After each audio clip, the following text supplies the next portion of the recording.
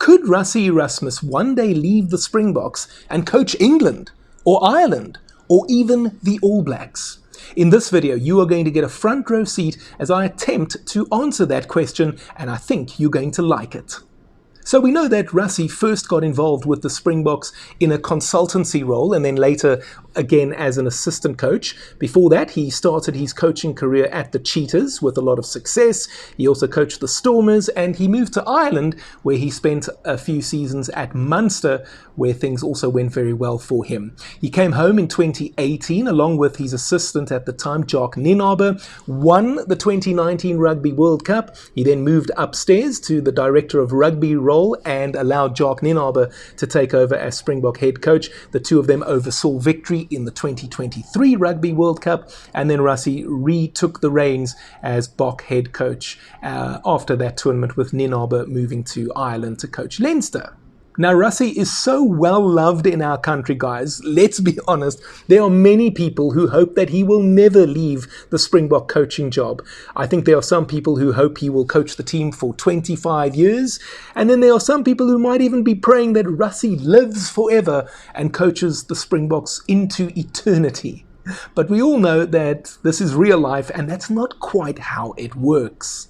So we need to be a little bit realistic here and accept that it's probably going to be the case that after the 2027 Rugby World Cup in Australia, Rassie might actually resign from the role, not renew his contract, move on.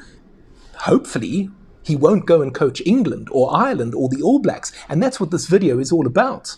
We know that no one stays in one position forever. That said, could Rassie leave us and go and coach the English, Irish, or the Kiwis? How would you feel about that if that actually happened?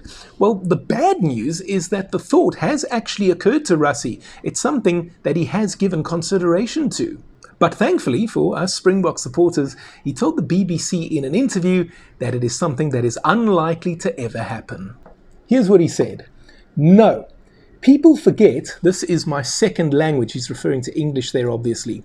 Sometimes people think just by the tone of my voice or the way I speak, I don't have a vast vocabulary or ways of saying things. I've got certain words that I can use, that I can express something, and that's it. And sometimes it comes out wrong, sometimes it's just F. So no, and I believe you don't know the culture of a team, you don't know their heartbeat, you don't understand why they are playing, how the fans are.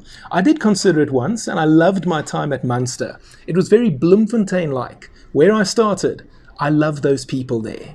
So there you have it. He certainly thought about coaching Ireland once upon a time, but it seems as if Dr. Erasmus has ruled out that possibility. We can breathe a collective sigh of relief. This also brings me to a related topic, and that is the idea of a national team being coached by someone who hails from that particular country. I stand corrected, but to the best of my knowledge, South Africa, New Zealand and France are the only countries to date that have not appointed a foreigner as their head coach. Now, I do think that there are several facets to this, and it's something that I have a few thoughts on, which I'd like to share with you right now.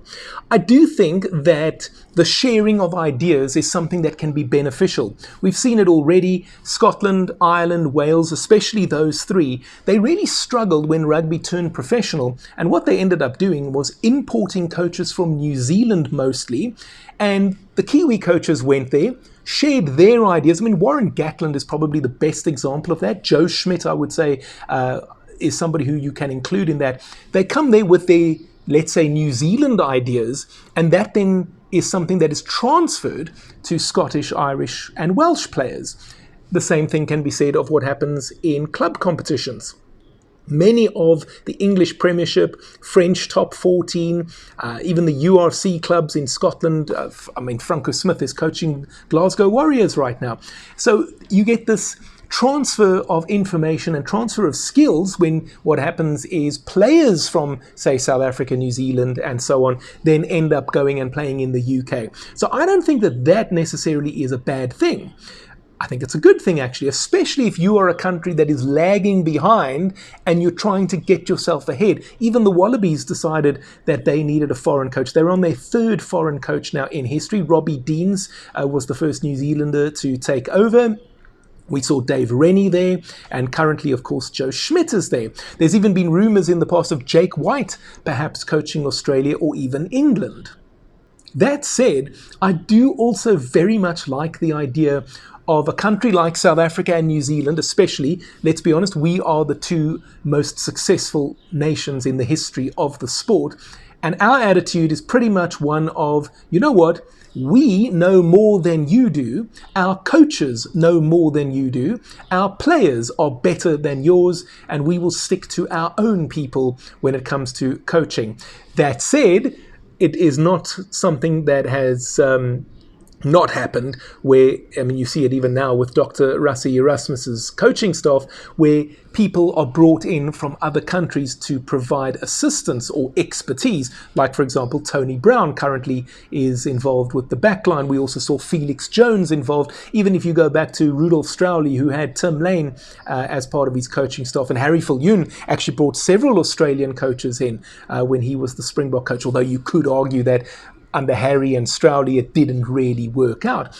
But for the best part, the head coach certainly has always been a South African. And we've seen that with the All Blacks as well. Their head coach has always been a Kiwi. France, to date, their head coach has always been a Frenchman. And I do like that, because even if you look at something like football, right? Can you imagine, say, Argentina, who are currently the world champions?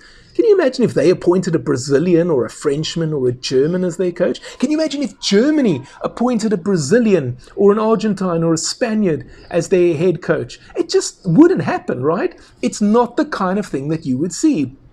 The very best teams just don't appoint foreign coaches. And it's something that I hope in 100 years' time, it will still have been the case for South Africa and New Zealand, and I like the idea that France have also stuck to that approach to date. But what do you think? Do you think that it would help the Springboks to one day have a foreign coach? Maybe even helping the All Blacks to have a foreign coach? Could you see Rassie coaching the All Blacks or England or even Ireland one day? I know he's ruled it out now, but things can change, right? People's approaches and attitudes and their thoughts do change with time. Could Rassie end up coaching one of our rivals? I certainly hope it'll never happen. There's a good feeling on my part that it will never happen, but you never know. Let me know what you think in the comment section down below. And while you're down there, you might notice that there's a button. It's got a heart and a $sign inside of it. If you click on that, you can make a highlighted comment on this video. I promise that I will reply to it. I will also hit the heart button on your comment, and you will be invited to make a small donation to my channel. Why would I like you to do that? Well, I want to go to the Rugby World Cup in 2027 and cover it for you and provide you with daily content. But in order to make that happen, I'm going to need a little bit of financial assistance, and that's where you come in. You can make a donation of any amount of your choosing. Could be $1, could be $10. Hey, if you want to give me $1 million, hey, you know what? I'm not complaining. Now, you might say, oh, what are the chances anyone watching this video has $1 million? Hey, you know what? If your surname is Rupert or Motsepe or Oppenheimer, you know what? I know you've got the money. But I'm just kidding. But hey, you know what? Whatever it is that you would like to help me out with, I would be very, very appreciative. And if you're not yet ready to give me some money, you know what you can do? You can hit the like button. You can spear tackle the like button. You can even croc roll the like button. I would like that very much if you did. And if you haven't yet done so, please subscribe to the channel. It really does help me out. And just before I say goodbye, a good comparison with Rassie Erasmus actually is Nick Mallett, because Rassie won the Rugby Championship this year. Mallett is a former Springbok coach who won the old Tri-Nations, and I did an exclusive interview with Nick. You can watch that video. It's appearing on your screen right over here. And the last Springbok coach that went on an end-of-year tour and won all 3 test matches, which is something that Rassie will be aiming to do in 2024, was Heyneke Meyer in 2013. And right over here, there's a video that I did with Heyneke, an exclusive interview where he discussed his Bok coaching career. Click on one of these, enjoy the videos, and I will see you next time.